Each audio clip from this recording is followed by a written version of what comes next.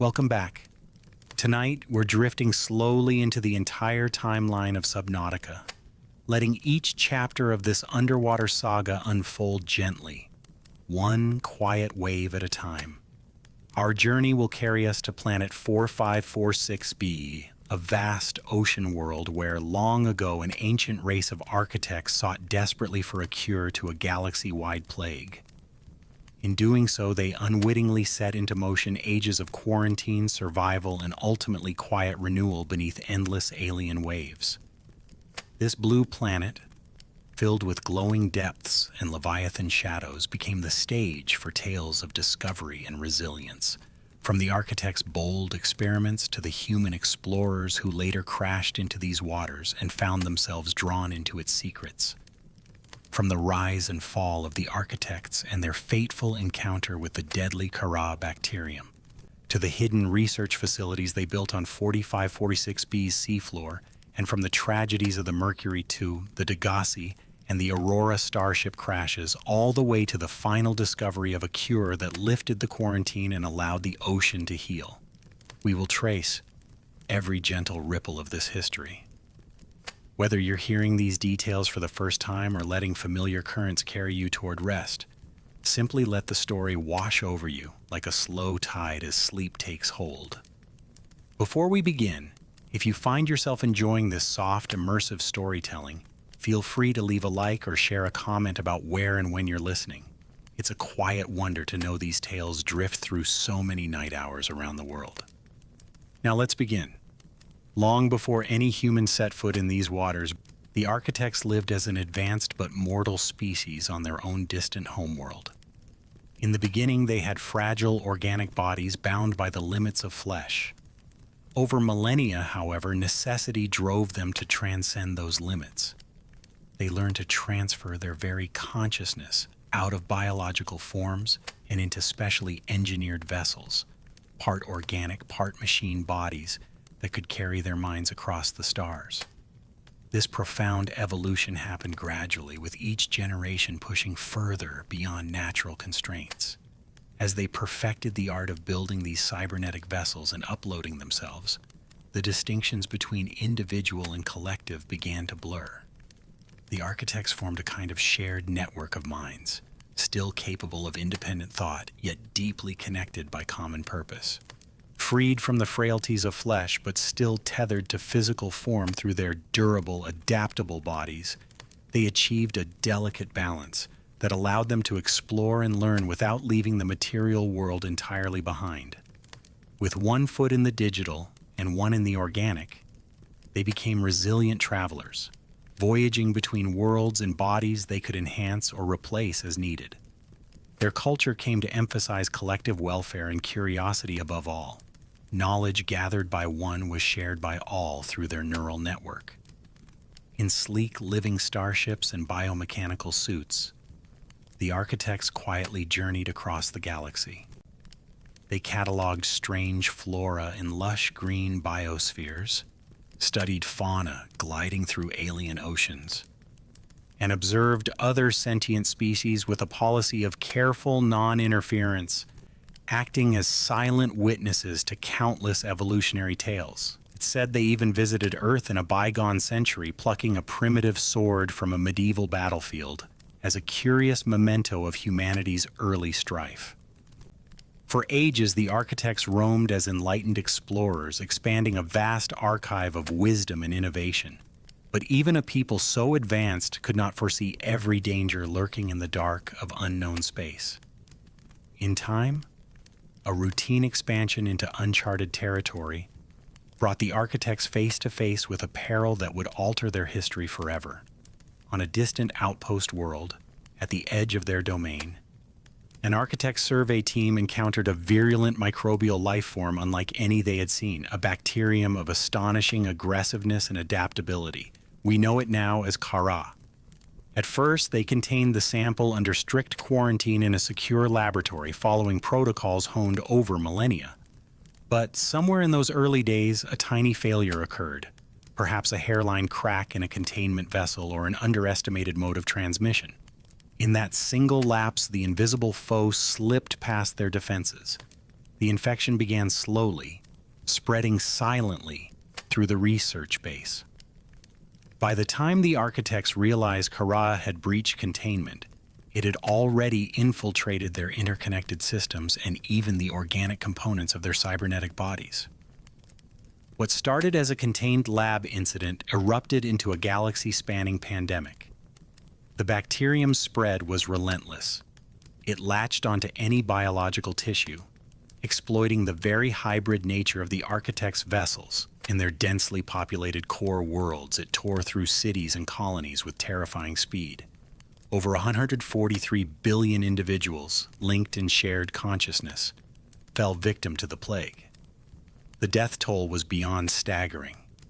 It was soul-shaking, amplified by the architect's mental connections such that each loss reverberated through their entire society like a sorrowful echo. Facing the specter of total extinction, the architects did what they could to stem the tide. They sealed off infected regions, isolating whole star systems under quarantine. Travel between worlds was halted. Once thriving metropolises were left to wither in silence if they showed signs of infection. The unity that had been their strength now became a vulnerability, forcing them to fragment their network to prevent further spread. In those desperate times, a singular goal crystallized in every surviving architect's mind: find a cure for Kharaa. Their brightest scientists and elders convened, some in person, many as digital consciousness across vast distances, and they agreed to dispatch research missions to far-flung corners of the galaxy. If a cure or vaccine existed, they would discover it, even if it meant scouring every known biosphere for clues. Amid this pivot from expansion to survival, one promising lead drew the architect's attention to a blue-green planet on the fringe of known space, a world cataloged as 4546b. Unlike barren moons or lifeless rocks, 46b was a Category 3 ocean planet teeming with a dizzying diversity of life. The entire world was essentially an endless sea punctuated by a few small islands and polar ice caps, a giant petri dish of evolution, rich with organisms that might hold the secrets to combating Kharaa. If any place harbored a natural antidote, or a life form with immunity, an ocean world of such biodiversity was a prime candidate. And so, about 1,000 years ago, an advanced team of architects arrived in orbit above 4546b, carrying with them contained samples of the Kharaa bacterium and the burden of their civilization's last hope. They established a base within a volcanic crater hidden beneath the planet's waves, a geologically inactive caldera that formed a natural sanctuary encircled by towering rock walls and brimming with unique ecosystems. It was here, within the crater, that the architects constructed their primary infrastructure for the cure mission. First, they built the disease research facility deep in a twilight region known later as the Lost River, a network of submerged caverns illuminated by ghostly blue-green light. In this secret lab, they could safely study Kharaa by deliberately exposing local fauna to the bacterium, then observing the outcomes and searching for resistance or cures. To power this and other installations, they tapped into the planet's fiery heart, erecting a thermal power facility in the blistering heat of an active lava zone far below the ocean floor. From that geothermal plant, energy flowed out to their entire network via superconducting cables and crystalline power cells. Recognizing that they must strictly contain the infection to this world, the architects also raised a monumental edifice on a mountain at the crater's edge. The Quarantine Enforcement Platform, a towering alien gun battery capable of shooting down any ship that attempted to enter or leave the atmosphere without authorization. It was a ruthless but necessary safeguard to ensure Kharaa would not escape 4546b by hitching a ride on some unwitting vessel. Additionally, in the planet's polar region, Sector 0, they established outposts like the Fabricator Base, designed to construct new robotic bodies or emergency craft, and a massive subterranean phase gate archway for potential evacuation or bringing in reinforcements should a cure be found. Lastly, scattered across both the tropical crater and the icy north, They set up sanctuary caches, secure vaults with quantum computers meant to store digital copies of their consciousness. These would serve as lifeboats for their minds if their physical forms were compromised, ensuring that even death by infection would not silence their knowledge. In all these endeavors, the architects were thorough, methodical, and hopeful. The stage was set on 4546b for a scientific battle against the plague that was destroying their kind. Within the shadowy halls of the disease research facility, the war against Kharaa entered a critical phase. The architects began systematically exposing 4546b's native creatures to the bacterium in controlled habitats, desperate to find any life form with natural immunity or resistance. Time was an enemy now.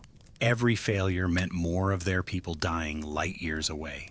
They gathered species from every corner of the crater, from tiny filter-feeding fish and hardy crustaceans to fearsome predators. The facility's chambers became a grim zoo of sickened animals. Most creatures succumbed rapidly to Kharaa, their bodies breaking down into the same pustule-ridden decay that the architects knew too well. A few species showed marginal resistance, buying days or weeks before infection overwhelmed them, but nothing close to a cure surfaced. Yet the architects pressed on, meticulously cataloging symptoms and scanning for biochemical clues. Over months of trials, a pattern emerged hinting that larger, long-lived organisms might hold stronger defenses simply due to more complex immune systems. Their attention turned to the biggest inhabitants of 4546b, the Leviathans. And among these giants, ancient records and local scans spoke of one in particular rumored to live for centuries, a Leviathan of titanic proportions colloquially termed the Sea Emperor. When they finally located this being in the wild, the architects were astonished. The Sea Emperor Leviathan was an enormous, graceful creature, unlike the aggressive Reaper or Sea Dragon Leviathans they had observed. It exuded an aura of calm intelligence. The architects managed to collect samples of its mucus and feces from the water, taking care not to harm or alarm the beast initially. And those samples contained traces of a mysterious compound. Lab analysis soon confirmed their hopes. This creature was producing an enzyme, later labeled enzyme 42, that neutralized the Kharaa bacterium on contact. Suddenly, after all the dead ends, there was a beacon of hope. The Sea Emperor's enzyme could hold the cure. However, there was a complication. The samples they gathered from the environment were diluted and unstable, likely due to the Emperor's age and possibly limited production rate. To truly harness enzyme 42, they would need a steady, pure supply. That meant bringing the Sea Emperor itself into a controlled environment for study and, if possible, breeding or raising its young, since younger organisms might produce more potent enzyme. The decision was made with heavy hearts. They would capture a Sea Emperor Leviathan. In the deepest chamber of their facilities, the architects built the primary containment facility, an awe-inspiring underwater complex designed explicitly to house a fully grown Sea Emperor and her offspring. It was like an aquarium palace, a vast central lagoon with carefully modulated seawater, flanked by observation galleries and supported by pillars that anchored into the bedrock. The environment inside was crafted to mimic the Emperor's natural habitat as much as possible, with sandy flooring, coral structures, and even a piping system that could bring in small fish for feeding. The risk and ethical weight of imprisoning such a grand creature weighed on the architects, but they believed it was the only path to a cure. After considerable effort, they managed to secure a female Sea Emperor Leviathan and transfer her to the primary containment facility. She was massive, gentle, and surprisingly cooperative once confined, perhaps sensing in her ancient wisdom that these little creatures around her needed help. Immediately, the architects observed that enzyme 42 levels in the water spiked around her. She was indeed secreting the life-saving substance, but initial tests were discouraging. The enzyme she produced in her mature state only slowed Kharaa's spread in test organisms. It did not eliminate the infection entirely. It was a treatment, not a cure. However, Inside the Emperor were several unhatched eggs, carefully nestled and kept in stasis by her own biological processes. The architects hypothesized that hatchlings or younger emperors might yield a purer form of enzyme 42, possibly enough to eradicate Kharaa completely. With great care and some trepidation, they relocated the Emperor's precious eggs into a special incubation basin within the facility, hoping to stimulate them to hatch. Yet, to their surprise and frustration, nothing they did could coax the eggs into emerging. Days turned to weeks as they adjusted water temperature, salinity, and light cycles, using every shred of data they had on the creature's possible breeding habits. The Sea Emperor communicated with them in low-frequency calls and telepathic impressions that they only partially understood, feelings of concern, patience, and gentle urging. It was as if she tried to tell them that the eggs required something specific, something only she knew. But the architects were running out of time and increasingly out of sync with their captive. One scientist among them, known later as Al-An, was a particularly brilliant and empathetic mind who had contributed greatly to their understanding so far. Al-An became convinced that the key to hatching the Emperor's eggs lay in replicating natural conditions that were still eluding them. Perhaps, he speculated, a clue could be found in the reproductive cycle of a related species, one that shared lineage with the Sea Emperor. The closest match in 4546b's ecosystem was the formidable sea dragon Leviathan, a massive and aggressive cousin that roamed the magma-laced caverns of the lower crater. Sea dragons were known to guard clutches of eggs in the intense heat of lava zones. Despite the dangers, Al-An proposed an unsanctioned plan: venture into the sea dragon's lairs, retrieve some of their eggs or eggshell fragments, and analyze them for chemical or environmental triggers that might parallel what the Sea Emperor's eggs needed. The collective, wary of provoking more disasters, initially forbade this. The memory of how a single oversight had unleashed Kharaa still haunted them. But Al-An's resolve was unyielding. Acting quietly and against orders, he assembled a small team and piloted their robust scouting vessels down into the active lava zone where the water boiled and rivers of molten rock flowed. There, amid fiery plumes and the echoing roars of adult sea dragons, the team located a nesting area. With remarkable stealth and a good dose of luck, they managed to collect a few sea dragon eggs and some pieces of eggshell, all while evading the furious guardians prowling nearby. It was a harrowing operation. Their suits and submersibles came dangerously close to melting, and one crew member suffered severe burns from a glancing strike of a dragon's tail, but they escaped back to the disease research facility with the specimens in tow. The stolen sea dragon eggs were placed in quarantine tanks for study. Almost immediately, analysis of their composition and the embryo's development shed new light. These Leviathans required extremely specific conditions to hatch, including high heat, particular microbial symbionts in the water, and even a unique percussive cry from the parent that acted like a sonic key.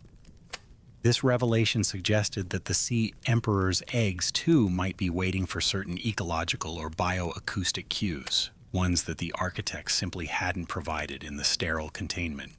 Al-An and his colleagues began adjusting the primary containment facility's environment accordingly, modifying temperature gradients and even playing back low-frequency recordings of the Sea Emperor Mother's own vocalizations near the eggs.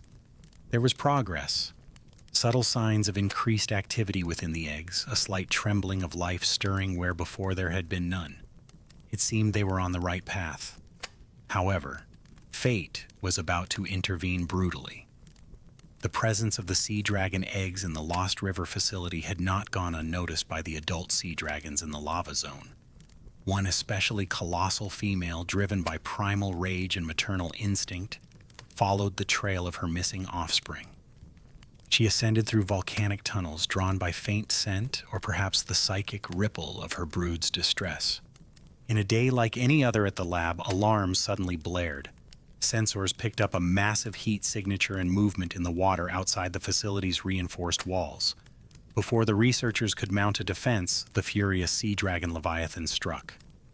The Leviathan's immense form slammed into the disease research facility with catastrophic force. Walls trembled and buckled. The lights flickered as power conduits snapped.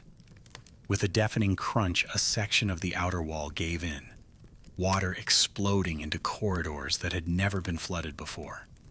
Panicked architects sealed bulkheads, but the creature was relentless.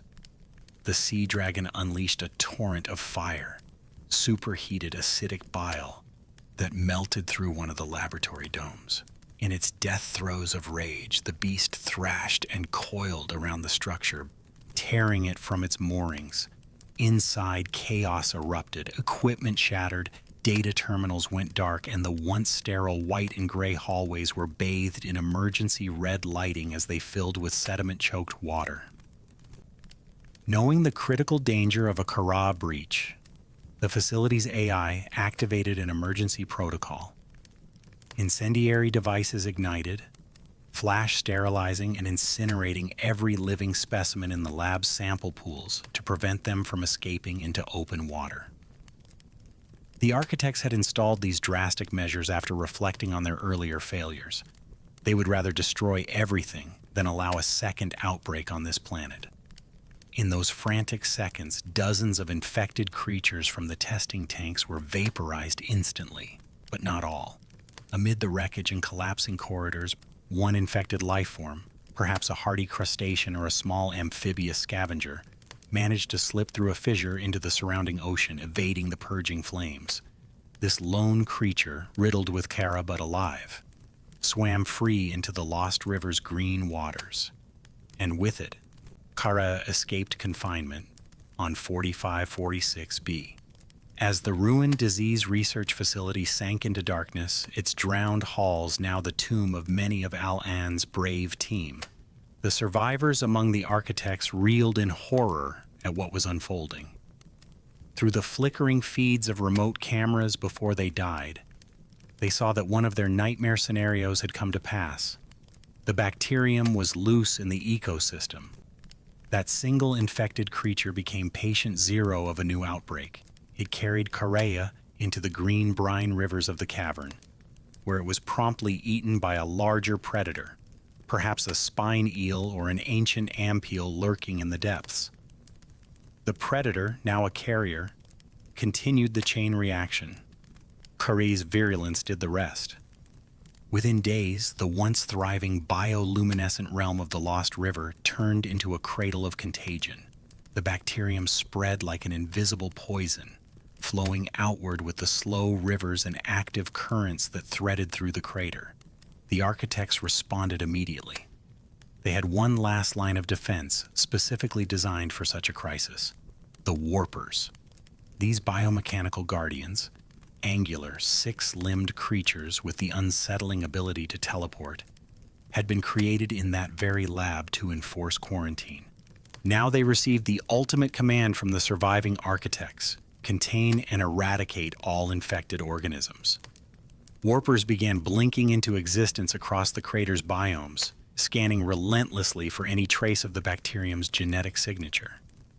When they found a sick creature, whether a tiny peeper fish or a colossal shark, they would teleport close and eliminate it with surgical precision, either by blade, by energy pulse, or by portaling it away to some secure disintegration chamber. It was a grim but necessary directive, and the warpers carried it out unfeelingly. At the same time, the quarantine enforcement platform on the mountain island doubled its vigilance. It entered full lockdown mode, its colossal ion cannon charging to fire at anything larger than a bird that moved through the upper atmosphere. No rescue would interrupt this planet's isolation as long as one microbe of Kharaa remained. The handful of architects still on site retreated to their control rooms and sanctuaries, doing all they could to coordinate and monitor. Despite these efforts, Kharaa was insidious and thorough. The warpers could not be everywhere at once, and the bacterium did not need long to take root. It swept through the kelp forests and grassy plateaus near the crater's surface, turning whole schools of fish into glowing lesion-marked specters of their former selves. Stalkers, the wolfish predators of the kelp, grew sluggish and drifted, succumbing to infection that clouded their eyes and rotted their fins. On the reefs, vibrant corals and gentle herbivores alike bleached pale and withered. The once abundant life that Ryley Robinson would later know as the teeming safe shallows began to diminish, life cycles faltering under microbial assault. In the darker depths of the Grand Reef and Bulb Zone, Kharaa spread more slowly, but just as surely, carried by migrating predators and filter feeders that traveled between regions. At first, larger creatures like the reefback Leviathans, those floating ecosystems unto themselves, showed resilience. These behemoths cruised the open waters seeming unaffected, their immense size and perhaps symbiotic algae granting them some immunity. But as their food sources died off and water chemistry changed from decaying biomass, even they began to suffer, their great blue-green bodies dotted with sickly patches. The Leviathans that ruled different territories met harsh fates as well. The fierce reaper. Leviathans of the dunes, masters of ambush in their sandy shoals, found fewer peepers and rays to hunt. Starving, some turned cannibalistic, others wandered into foreign biomes and fought each other, hastening their own decline. The graceful ghost Leviathans that patrolled the edge of the crater found the waters there growing empty and still, until they too were weakened by starvation and the creeping infection, retreating to the last livable pockets in the depths. Within a span of mere weeks to months, the rich tapestry of 4546B's crater began unraveling. Bioluminescent mushroom forests fell dark as spores failed to propagate. Kelp jungles thinned.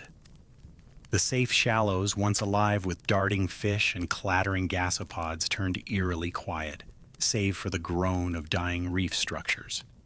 The warpers, relentless and cold, continued their grim harvest, likely preventing the worst of the outbreak from spilling past the crater's boundaries, but at a terrible cost to the ecosystem enclosed within. The architects, watching via surveillance feeds from their sanctuaries, were forced to confront the ultimate failure of their mission. All their careful planning, their sacrifices and intellect, had led to another dead world, just like their home. Despair settled among them like a deep ocean pressure. Within the primary containment facility, the Sea Emperor Leviathan sensed the catastrophe unfolding outside. Whether through water chemistry or some ancient telepathic sense, she grew agitated.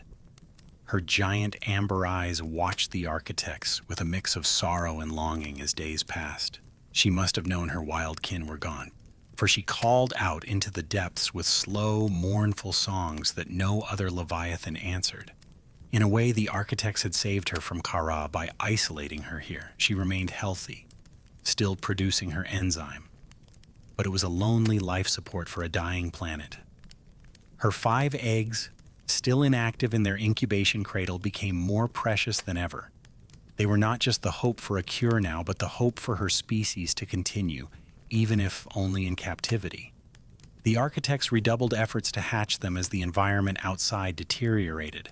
They tried gene splicing a catalyst enzyme from the sea dragon data, injecting tiny amounts into the Emperor's egg membranes. One attempt even involved gently puncturing an egg with a fine needle and piping in a serum, a step born of mounting desperation. Tragically, that particular egg failed. The embryo inside perished from the invasive procedure, leaving only 4 remaining. This caused a profound wave of remorse among the architects. They were scientists, but they were not cruel by nature. And the death of an innocent offspring under their care, even in pursuit of a cure, felt like an unforgivable sin. Logs from this period suggest some of them questioned whether their mission was cursed, whether they had the right to meddle further. As the situation grew increasingly dire, the few remaining architects made a fateful decision. Without a cure in hand, with Kharaa raging not just across their homeworlds, but now this adopted world, and with no resources left to continue experiments safely, they prepared to abandon the fight, at least for now. The quarantine would remain indefinitely, forced by the autonomous warpers and the island's gun. Their best chance was to preserve themselves in stasis until some future intelligence, perhaps uninfected colleagues from afar or even another species, could arrive with a fresh perspective or the means to cure the bacterium. One by one, the architects retreated to the sanctuary caches and uploaded their consciousness into storage units. The great facility halls fell silent as the living caretakers vacated. Al-An, guilt-ridden and melancholy, was among the last. He chose the sanctuary in the polar sector, Sanctuary Zero, reasoning that it was far from the crater's volatile epicenter and close to the phase gate, an ideal spot to wait for rescue or intruders. He carried with him vast stores of data on a crystalline chip, including the partial progress on the Sea Emperor enzyme and recordings of the Emperor's haunting songs. Within the sanctuary's crystalline matrix, he, like his colleagues, entered a dreamless digital sleep. Their corporeal forms were left behind, some to be carefully euthanized and incinerated to prevent any chance of carrying infection, others simply discarded as empty husks now that their essence was data. And so 4546b drifted into a hushed twilight of its own. The primary containment facility remained operational on minimal power, caring for the Sea Emperor Leviathan automatically. Robotic feeders delivered her sustenance, and pumps cycled water in and out, maintaining a stable habitat. The Emperor, in her enclosure, waited and watched over her remaining eggs with ancient patience. She reached out at times, sending her telepathic voice through the water in search of someone, anyone who could hear. With the architects gone, only the warpers occasionally flickered in the periphery of her prison, paying her no mind as they phased in and out on their patrols. On the surface, the quarantine enforcement platform continued its lonely vigil, rotating quietly and scanning the skies for any ship to shoot. Seasons may have come and gone above water, though 4546b's axial tilt is slight, so seasons were subtle, but no weather disturbed the implacable machine. Through starry nights and stormy days, it stood guard over a world where nearly every complex life form had been extinguished or driven into hiding by Kharaa's blight. Yet life is tenacious. Even as Kharaa ravaged the biosphere, pockets of resilience remained, largely thanks to the unintended actions of the captive Sea Emperor. Remember those piping systems that circulated water and small fish in and out of her tank? Those were still functioning, drawing in water, along with shoals of little reef fish like peepers from outside, and then expelling them back once they'd served as feed or interacted with the Leviathan. The Sea Emperor's enzyme 42, though not potent enough alone to cure Kharaa and the world at large, still flowed from her into the facility water. Peepers, being small and inquisitive, were drawn into her chamber via the pipes, while inside they picked up the golden enzymes on their scales and gills. Then the pipes released them back into the open ocean, effectively turning these peepers into tiny couriers of life. In the waters immediately around the primary containment facility, the effect was transformative. The enzyme-carrying peepers swam through the safe shallows and kelp forests nearby, secreting trace amounts of enzyme 42 as they breathed and excreted. Other creatures that preyed on the peepers or swam alongside them received a dose of the antidote. Bit by bit, this created sanctuaries of relative health. In those enclaves, the water was just pure enough, the Kharaa count just low enough for a few hardy survivors to hang on. Coral tubes regained a bit of color. Gasopods munching on kelp found themselves clearing their infection and producing fertile offspring again. Stalkers rubbing against the enzyme-rich currents experienced brief reprieves where their wounds healed and appetites returned. These pockets did not thrive exactly. They were like oases in a desert, but they persisted. And persistence through darkness can eventually bloom into recovery given time. Time, indeed, was now abundant on 4546b. With the architects in stasis and no intelligent intervention for centuries, the planet cycled through long years of quiet. Kharaa eventually burned itself out in many regions simply by killing off all available hosts. In some deep trenches and isolated ecosystems, it might have lingered in dormant states, but in the absence of hosts, it remained contained. The Warpers continued their eternal hunt, likely reducing any lingering infection vectors to zero over time. Gradually, the enzyme from the Sea Emperor's children, still unhatched but their mother's enzyme, allowed local ecosystems in the crater to stabilize. The juvenile fish born in the shallow safe zones had enzyme in their biology from the start, making them effectively immune carriers who spread more enzyme as they colonized further out. Over generations, and fish generations are short, more and more of the original biome niches began to fill again. Spadefish in midwater, biters and bleeders, the parasitic fish, creeping back, rabbit rays fluttering over the sands. It was a pale shadow of the former diversity, but it was a beginning. And through all this, the last Sea Emperor Leviathan lived on in her tank, far longer than her natural lifespan thanks to automated care. She became the beating heart of the planet's slow revival, unknowingly dispensing the cure into the sea through her fish emissaries. The roles had reversed in an ironic twist. Once the architects studied her as the savior of their people, now she was the savior of this planet in their absence. Nearly 1,000 years after the architects first arrived at 4546b, humanity on Earth finally progressed to a point where this remote world would be touched by explorers once more. It was the 22nd century when phase-gate technology, an invention perhaps inspired in part by scavenged architect tech, allowed humans to perform near instantaneous travel between far-flung star systems.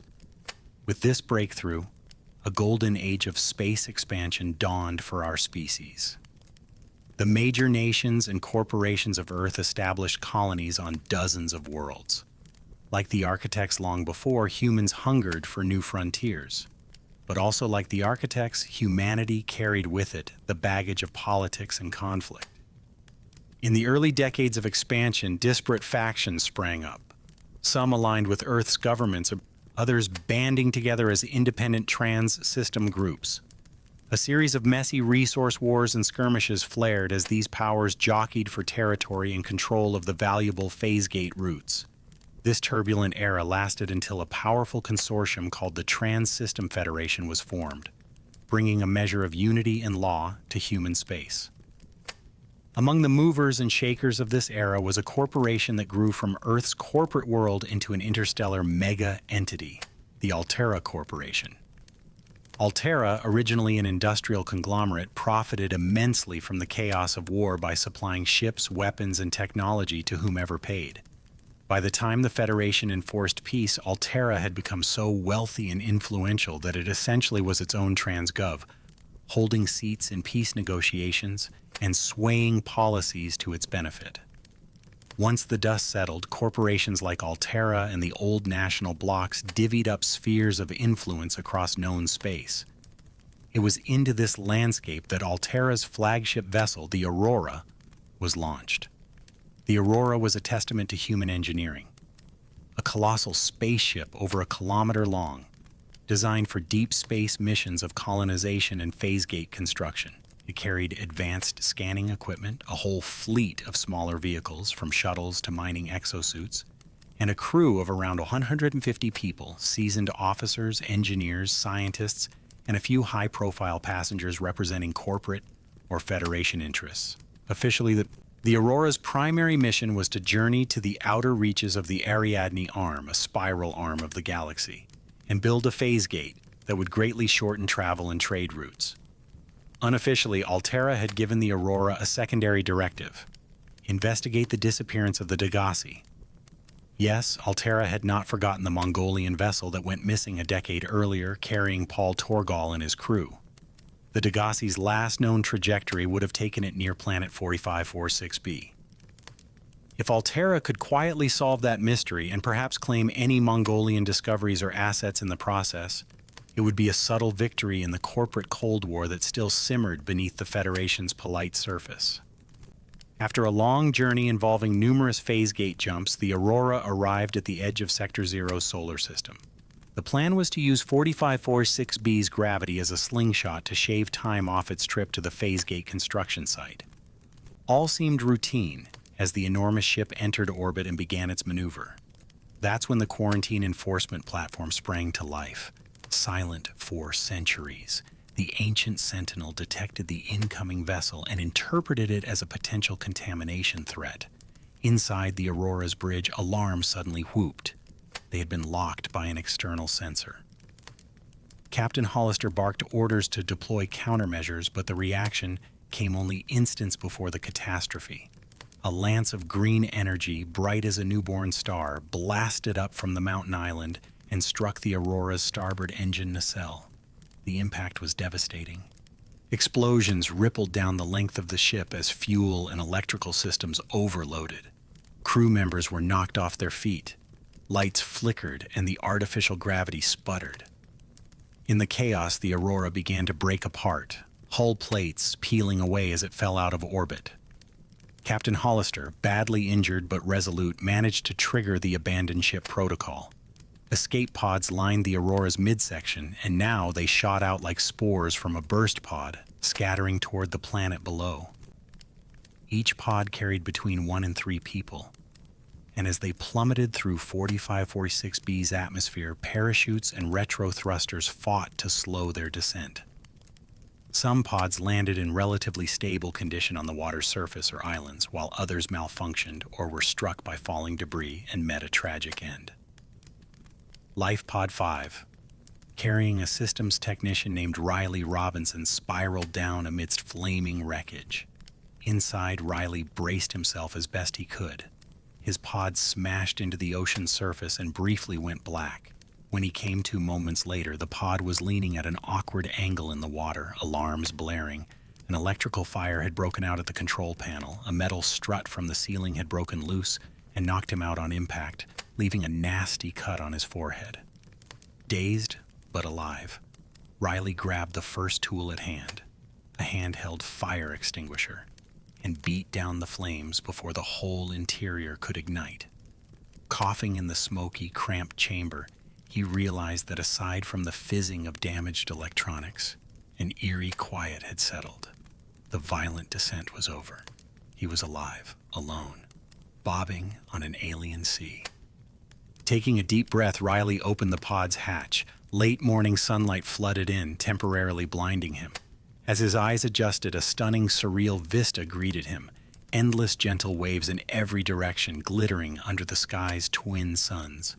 To one side, in the near distance, loomed the wreck of the Aurora.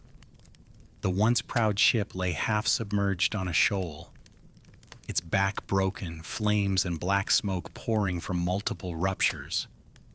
It was a shocking sight, like a fallen titan still smoldering from battle. Bits of debris rained softly into the ocean around it, sending up plumes of steam. To Ryley's other side, the sea stretched outward, calm and deceptively welcoming, with no sign of land on the horizon save for faint clouds that might hint at far-off islands. In those first moments, survival mode took over. Ryley recalled his training, establish basic needs, food, water, shelter, and assess injuries. He ran a quick self-diagnostic. Aside from the gash on his forehead and some bruises, he was all right. The life pod's main systems, however, were a mess. The comm radio was broken, just spitting static. The fabricator, a built-in 3D printer for tools and supplies, was mercifully intact but offline until he could power it. And the pod's hull integrity was compromised in one area by the crash, causing a minor leak that he quickly sealed with an all-purpose repair tool from the emergency kit. Ryley's heart pounded with adrenaline and the enormity of what had happened, but he forced himself to breathe slowly. If others had survived, they would be in their own pods somewhere out there. Perhaps he could find them. But first he needed to ensure he wouldn't die before nightfall himself. Peering over the side of the bobbing life pod, Ryley saw the clear water teeming with life. Schools of curious small fish flitted below, their bright yellow and blue forms unlike anything on Earth. Coral structures rose from the shallow sea floor a few dozen meters down, creating a tapestry of neon flora and fauna. As alien as it was, this underwater realm promised resources he could use. Strapping on the life pod's portable oxygen tank and sliding down into the water, Ryley took his first plunge into 4546B's ocean. The water was warm, as clear as glass, and filled with the gentle sound of clicking creatures and distant whale-like calls. Almost immediately, a group of plump, disc-shaped fish with big eyes, later known as peepers, swam right up to him, only to dart away when he reached out. He spotted other species, some flat and rabbit-like grazing on algae, others like small gas-filled bladders gently floating by. Gathering his resolve, Ryley began to forage. He pried loose fragments of metal salvage from Aurora's debris that had rained across the shallows. These twisted pieces of titanium alloy would be essential raw material. He plucked strange, acid-filled mushrooms from the seabed, remembering the fabricator could use their acidic juice to make batteries. A cluster of tube-like coral yielded chunks he knew contained sodium compounds for purified water. Diving a bit deeper, he noticed glinting outcrops on a limestone rock and gave them a sharp hit with a piece of metal. The rock cracked, revealing shiny flakes of copper inside. Copper, acid from mushrooms, and salvage metal. With those, he could craft a battery and basic tools. Ryley returned to the pod, his arms laden with materials, and set to work at the fabricator. He fed in the metal scrap and the device whirred, breaking it down and reassembling it into a multi-purpose survival knife and a simple handheld scanner. The scanner would let him log and analyze anything new he found, invaluable for understanding the environment. He also fabricated a breathable air tank extension, increasing his underwater time, and a pair of swim fins to propel him more efficiently.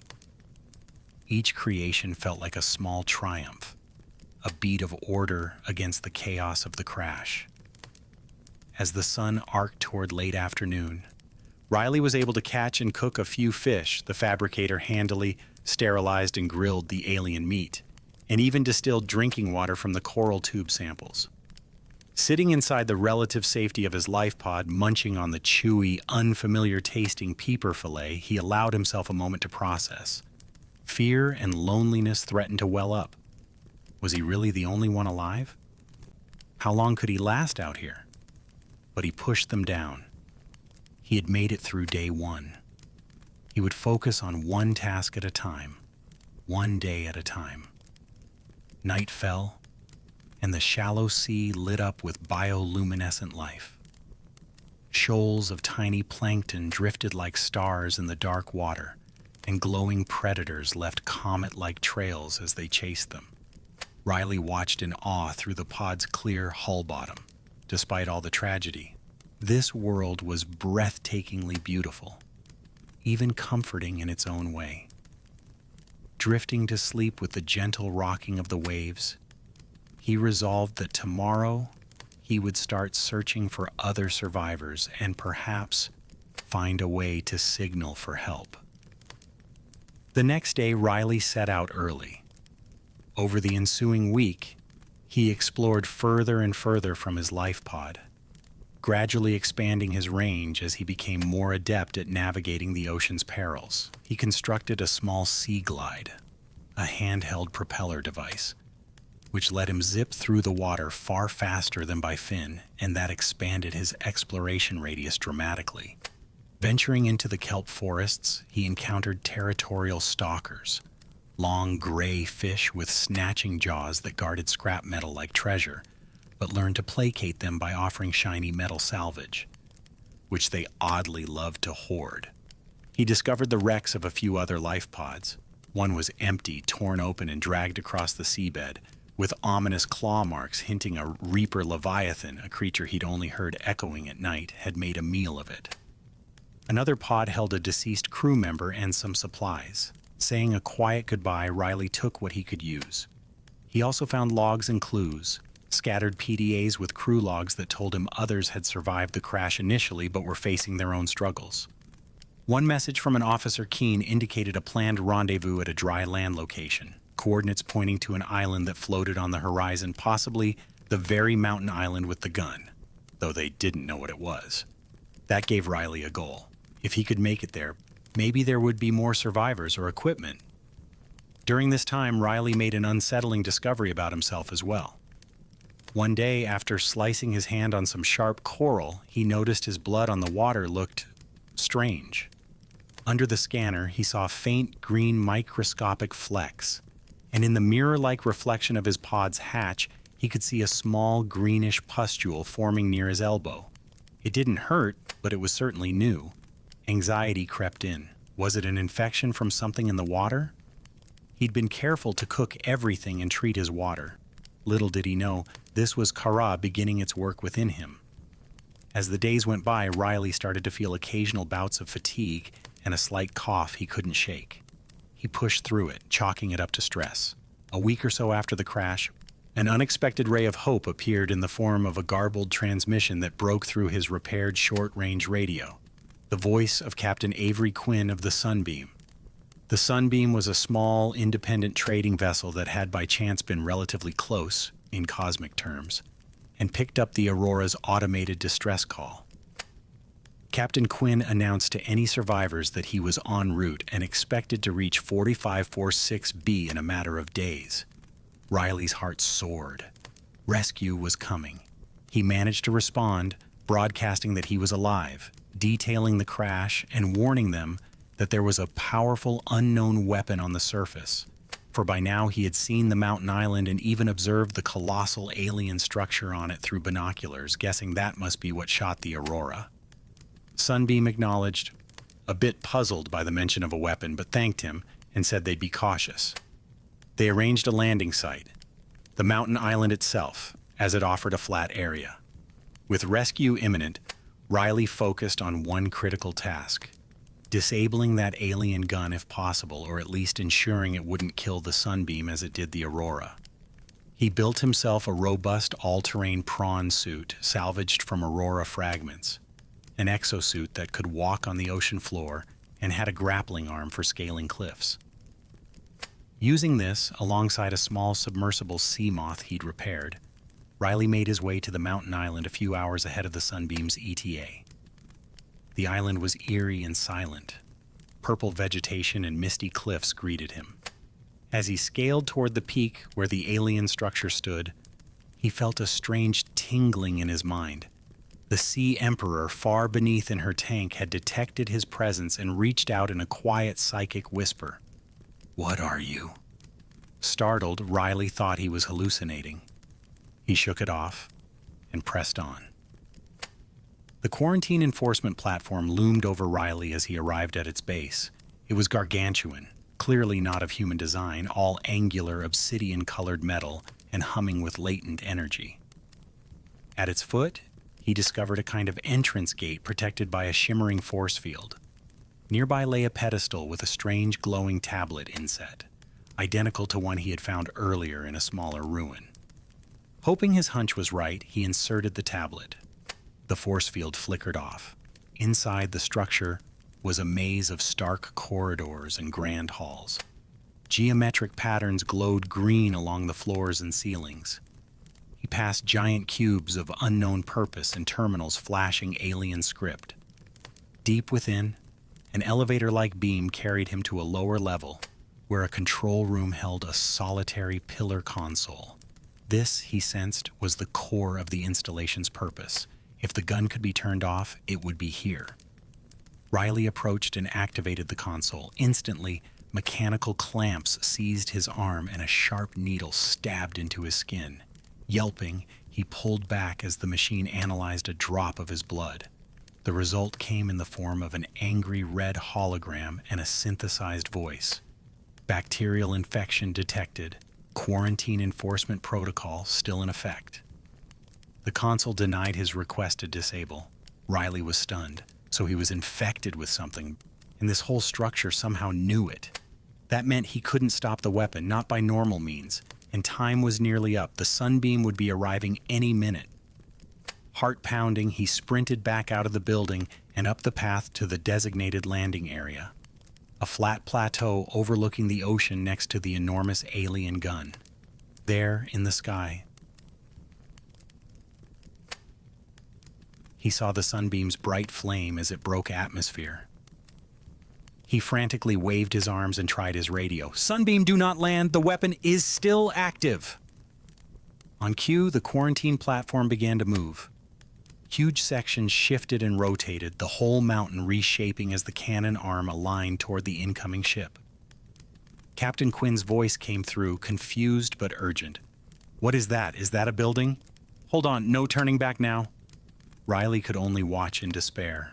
A lance of green light erupted upward. The sunbeam's small silhouette attempted an evasive maneuver, but it was hopeless. The beam speared straight through the ship. For a split second, the vessel hung, split in two, and then it exploded in a fiery bloom. The explosion's thunder rolled over the island.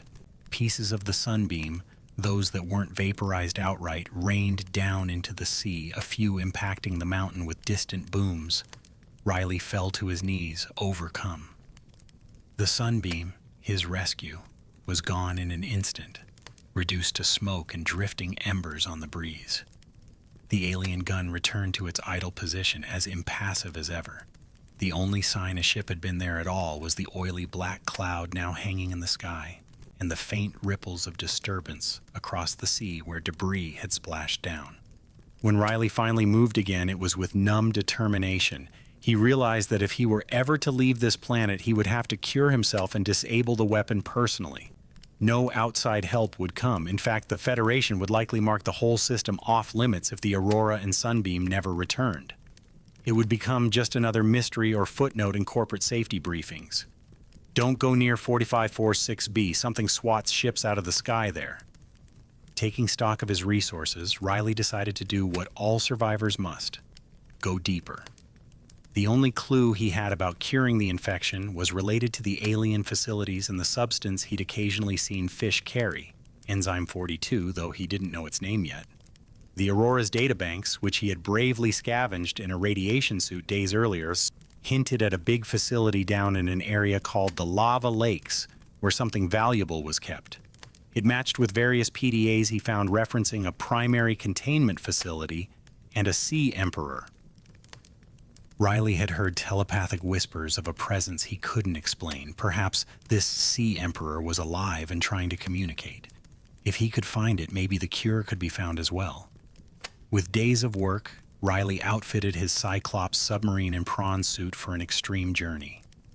He upgraded their pressure compensators for the crushing depths, stocked supplies, and triple-checked every system. Then he descended, past the sunlit reefs into the dimly lit Lost River, following the old alien power lines that coursed through the water like glowing veins. The Lost River's ghostly waters revealed the graveyard of architect ambition. He passed the gaping hole in the side of the broken disease research facility, seeing the scars of the sea dragon's rampage and the eerie stillness of the place that spawned the end of so much life. He saw, too, the great skeletal remains of an ancient Leviathan species half buried in green brine, perhaps the very frozen Leviathan which had fallen through Sector Zero's ice ages ago and drifted here, now just a fossil.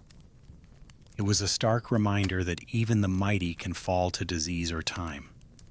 Pushing on, Ryley guided his submarine down into the lava zones.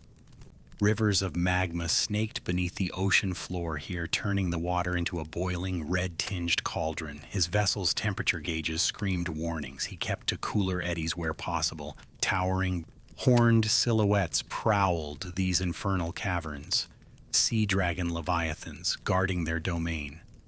One gave chase, and he had to deploy decoys and duck into a side tunnel to avoid its fiery barrage of molten projectiles. Eventually, he reached a massive volcanic chamber where at last the primary containment facility stood, an imposing black fortress straddling a lake of molten rock.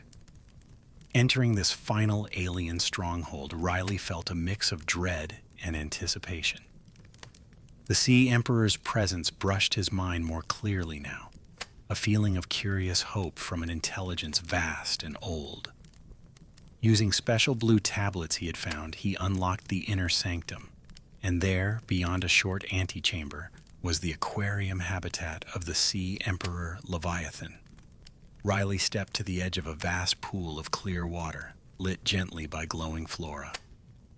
The water rippled with some great motion from within. Then, breaking the surface with an almost gentle grace, the Sea Emperor emerged. She was colossal, far larger than any creature Ryley had seen up close, yet her movements were slow and deliberate, conveying not threat but ancient wisdom and a plea unspoken. Ryley was not afraid. He felt strangely calm in her presence. The telepathic voice that had once only whispered now resonated around him in a soft chorus. I am what you seek. Want to help you.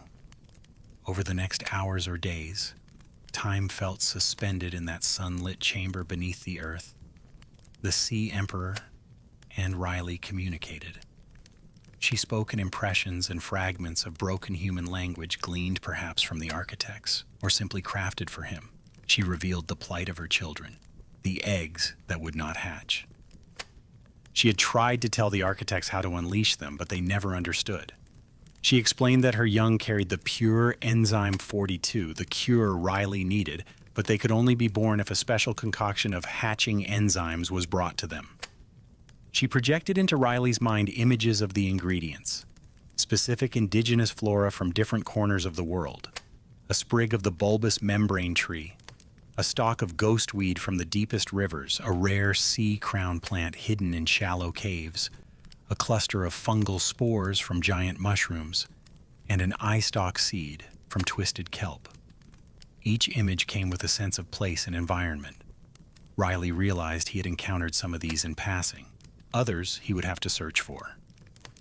Feeling an empathetic bond with this gentle Leviathan who only wanted to save her young and whose goals aligned with curing the planet and himself, Ryley agreed to help.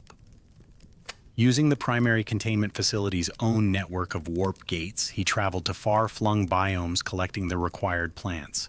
The Emperor had conveniently, or the architects had building the gates, provided portals leading near each specimen. For the first time, Ryley stepped onto the floating island and clipped a sample of the rare sea-crown coral hidden in a cave. He teleported to the heart of the mushroom forest to gather fungal spores.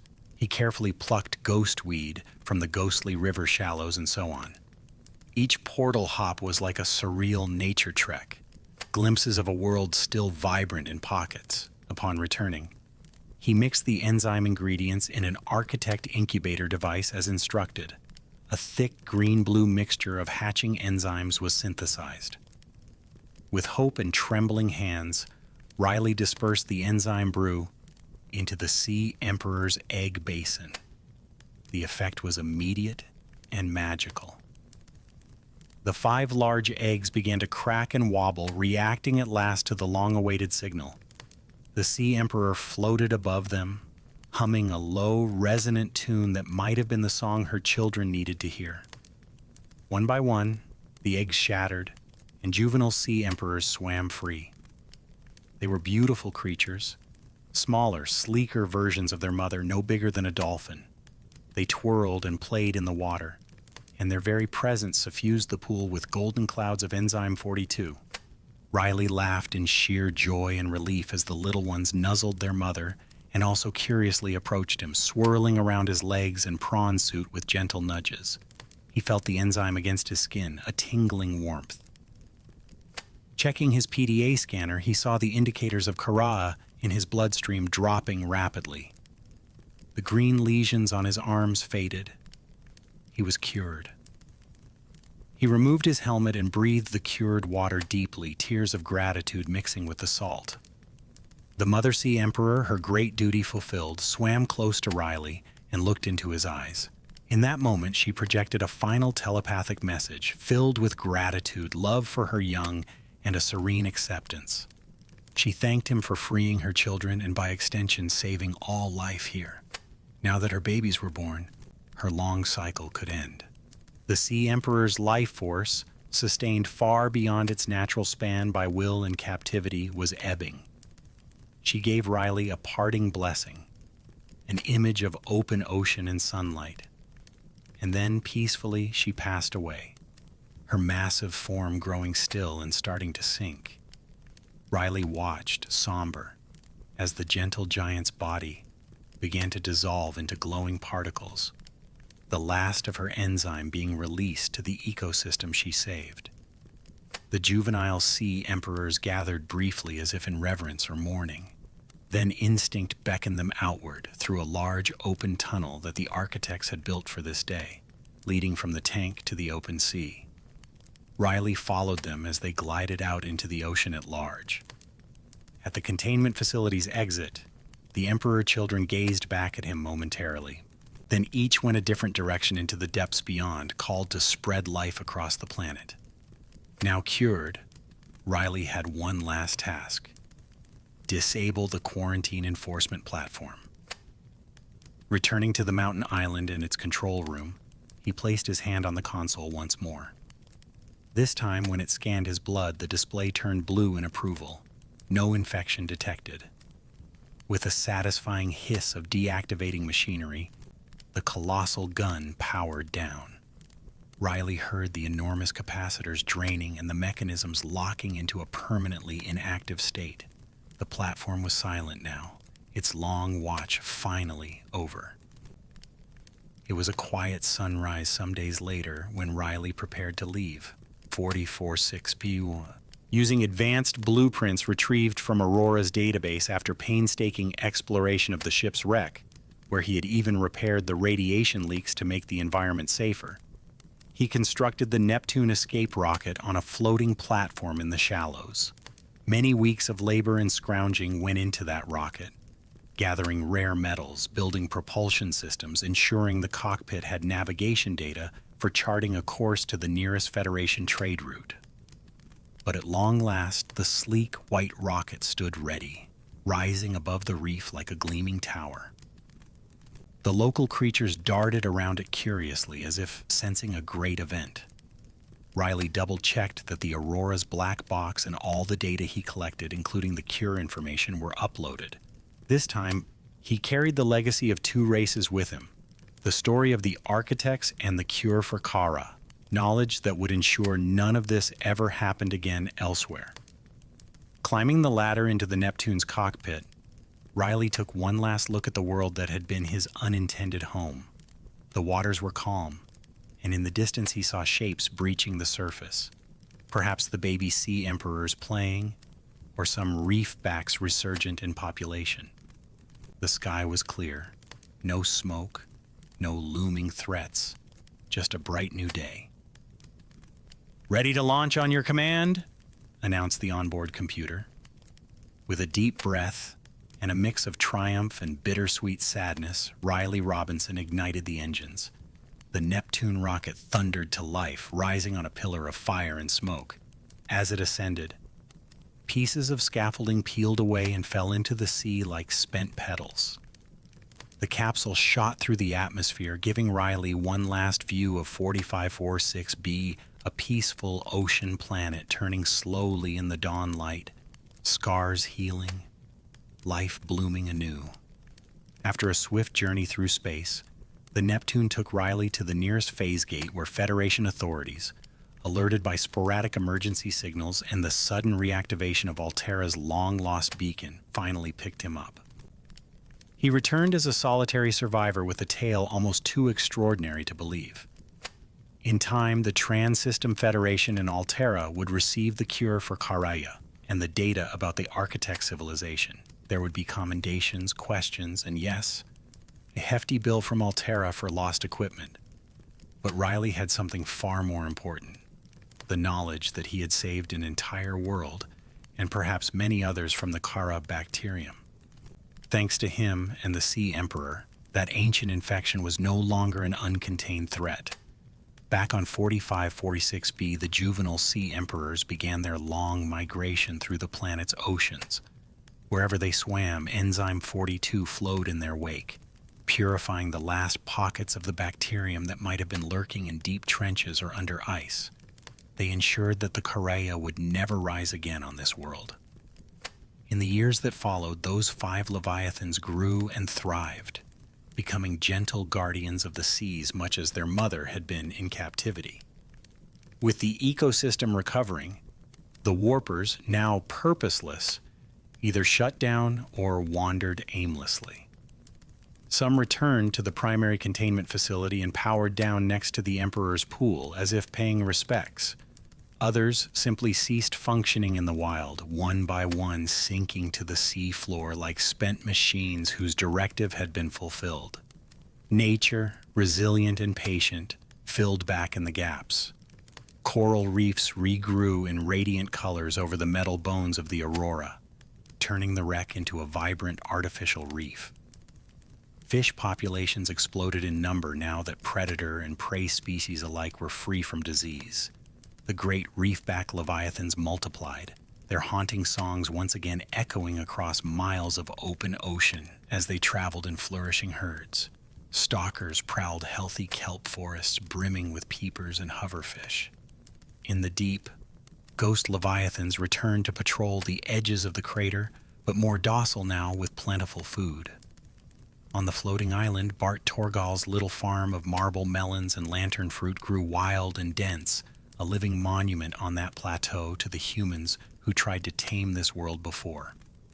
Within a few years of the quarantine lift, Altera Corporation, ever opportunistic, sent research teams to establish outposts on 4546b. They were eager to scoop up the advanced technology the architects left behind and study the planet's unique life.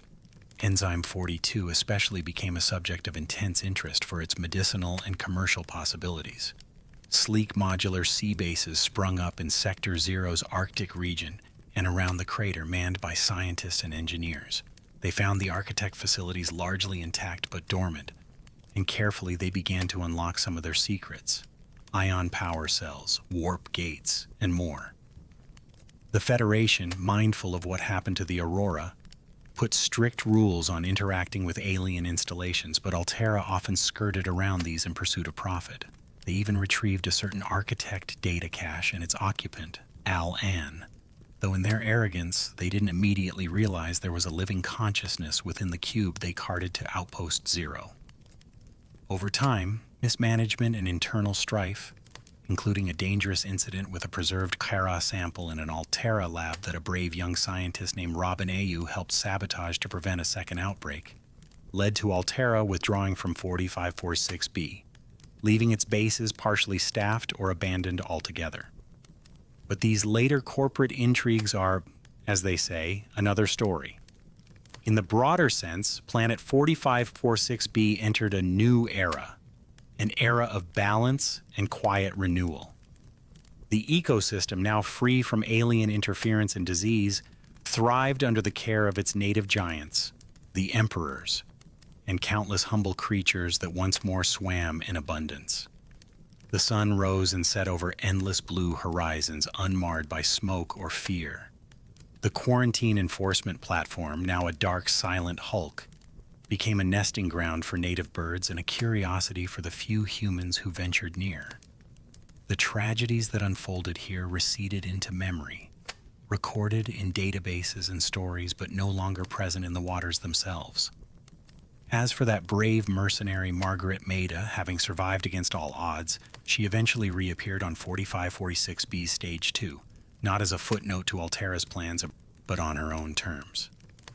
She tamed one of the planet's formidable snow stalkers in Sector Zero and lived independently on the fringes, a solitary figure who conquered the wild by understanding it deeply. Some say she can still be seen on quiet nights piloting a ramshackle sea truck under the lily pad islands, a reaper skull mounted on her base as a reminder that even the fiercest monsters can be overcome. All these threads, the architects, the Degasi, the Aurora crew, Altera's scientists, have woven together into the grand tapestry of this ocean world's history. What began as a mission to cure a plague became a tale of symbiosis between a human and a Leviathan, each helping the other to save all life around them. It's a story that reminds us of the delicate interdependence between species and the enduring hope that can rise from the depths of despair. Now, as the planet 4546b turns under its twin moons, the ocean is calm. In the safe shallows, glowing plankton drift in gentle currents that lap against coral shelves. A school of peepers flashes by, pursued lazily by a stalker in a playful chase. Far out in the open sea, a juvenile sea emperor, now grown to a majestic adult, swims just beneath the surface, her blue-green tendrils catching the moonlight as she releases a cloud of golden enzyme, nurturing the plankton blooms that feed the fishes that in turn keep the whole food web alive. The air is warm and still. On the mountain island, the great alien gun sits quietly with birds nesting in its crevices. oblivious now to passing clouds and the twinkling stars beyond. The entire Subnautica timeline, filled with conflict and discovery, tragedy and triumph, has come to rest in a state of harmony. The architect's legacy lies sleeping in sanctuaries and twinkling in new technologies shared with humanity. The Kharaa bacterium, once a galactic menace, has been eradicated here, and perhaps, with the cure in hand, will never claim another life anywhere. And humanity, having played its part, has mostly moved on, leaving 4546b to the creatures that truly belong to it. In the end, a pursuit for healing did become a legacy of rebirth. The Sea Emperor's children roam free, singing the songs of their ancestors into the depths. The descendants of the Degasi's crops still grow quietly on the floating isle, feeding small creatures just as they fed human survivors long ago. The Aurora's wreckage, draped in coral, has transformed into a thriving reef, life making use even of a monument of destruction. And high above, the stars that once looked down on isolation and sorrow now witness a world peacefully alive and connected once again. As you drift towards sleep, imagine yourself floating in those gentle bioluminescent waters under an alien sky. The hardest struggles have passed. All around you, tiny glowing creatures waft in the current, steady and soothing, like the rhythm of a heartbeat. In the distance, you might hear the soft call of a reefback, or the echoing click of an emperor speaking in the dark. Not a cry of distress now, but a lullaby of the deep. The ocean's steady hush and the faint surge of waves against ancient shores carry a promise that even after the darkest night, morning comes, life endures, and balance is restored. Let the story of Subnautica, with all its ebb and flow, now settle into a calm, steady tide in your mind. You are safe, the oceans are quiet, and the cosmos watches over in gentle silence. May the quiet rhythms of this blue world sing you into a deep and peaceful sleep. Good night.